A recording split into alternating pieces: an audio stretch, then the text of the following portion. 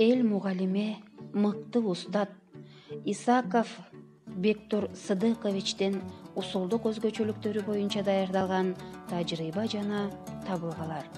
Даярдаган Талас облусунун Бакаата районундагы Молдогазы атындагы Урмарал орто мектебинин кыргыз тили жана адабияты сабагынын мугалими Молдалиева Бактыкан Кубанычбековна. Исаков Бектур Сыдыкович 1941 жылы Талас облусундагы Талас районунун Арал айылында туулган. 1964 жылы Кыргыз мамлекеттик университетинин кыргыз тили жана адабияты адистигин бүтүргөн. Манас эпосун окутуу усулдук методикалык китебинин автору. Кыргыз ССРнин ССРден эл агартуу катнешниги. Мектеп окуучулары үчүн окуу китептерин, усулдук бир нече китепти түзүүгө катышкан.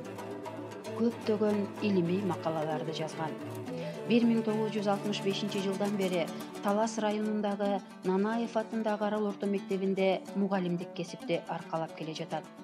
1990 жылдан тартып иштеген Арал орто мектебинин базасында алдыңкы тажрыйбаны үйрөнүүнүн жана жайылтуунун Жумурияттык мектеби иштеп жатат. Окутуу процесси кош бирдиктүү процесс.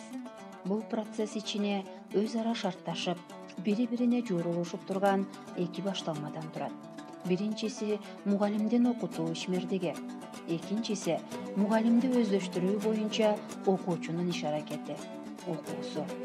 Окутуу процессинде ушул эки башталма бири-бири менен эриш аркак, активдүү кыймылга келгенде гана билим, тарбия алуу жана окуучунун өнүгүшү деген нерсе жүзөгө аша баштайт. Башкача айтканда, сабактын кушу эки канатын тең шилтеп көкөлөп учат.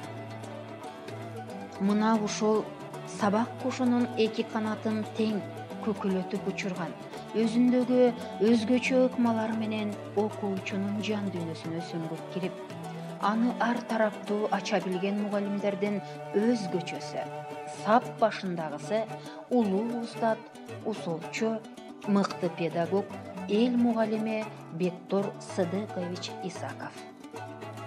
Кыргыз эл мугалими Исаков Бектур агайсыз бүгүнкү кыргыз педагогикасын элестетүү кыйын.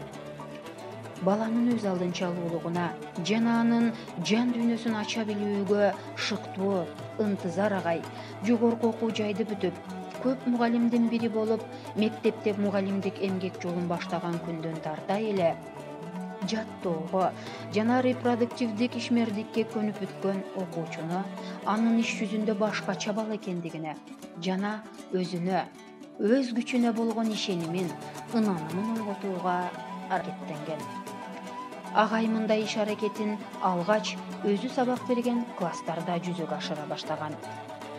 Далай изденүү, далай аракеттердин жыйынтыгында табылгыс табылгалар табылып, бекем тажрыйба топтолгон.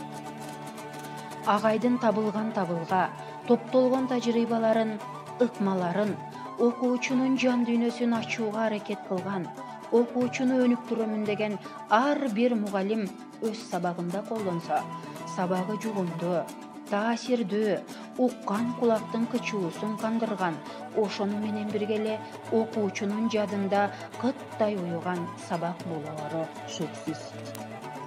Агай классындагы окуучуларга мындай деп кайрылып турган. Силер киши робот эмессиңер, эркин дүйнөсүңөр. Ар бириңердин мүмкүнчүлүгүңөр чексиз. Ар бириңерде таң калаарлык шык, жөндөм, талант бугуп жатат. Адам кээде өзүндөгү ошол улуу, асыл нарктарды ойготпой жүрүп өтүп кетет. А биздин максат ошол таланттарды ачуу. Дүйнөнү өз колуңар, өз акылыңар менен көрө, туя, ача аласыңар. Силер миң тилдүү, миң үндүү коңгуроосуңар. Баарыңардын коёндой окшош болуп калууңарды каалабайм. Агайдын мындай оптимизми анын андан аркы педагогдук ишмердигинин кыймылдаткыч күчү болуп калганына күбө болобуз, ынанабыз. Агай андан сырткары баланын өз күчүнө, өз мүмкүнчүлүгүнө болгон ишеничин жаратып, окуучуну ойлонтуп, издентип, шектентип, талаштырып, талдатып, өз оюн далилдегенге көндүрөт, шыктантат. Агайдын өзүнүн ыкмаларынын бири окуучулардын сабаттуулугун арттыруу, жакшыртуу ыкмасы. Аны жана башка ыкмаларын кошуп, 2000-жылы 5-6 класстар үчүн, 2003-жылы 7-9 класстар үчүн, 2012-жылы 10-11 класстар үчүн Билим берүү министрлигине бекиттирип, кыргыз тили деген китеп кылып чыгарган.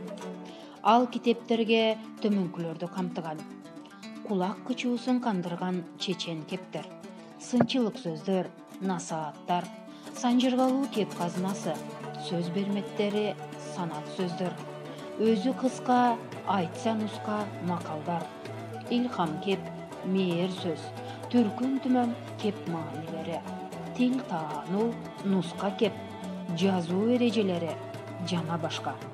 Китепке камтылган ыкмалардын кыргыз тили сабагы үчүн өтө жугумдуу, пайдалуусу орто мектепти аяктагандан кийин да инсандын адистигинин бар жогуна, ким болуп иштегенине карабай унутулбоочу, ар дайым сары майдай сакталып, утуру кереги тийип туруучу көрөнгө сабаттуулук көрөнгөсү. Агай окуучунун сабаттуулугун арттырууга арналган ыкмаларын сабат санжырасы деп атап, анда кыргыз элинин улуу баалуулуктарынын бири шырдак, туш кийиз, буюм тайымдарда жыш кездешкен оюм чийим, сайма кештелерде айырмалоочу белги катары колдонгон.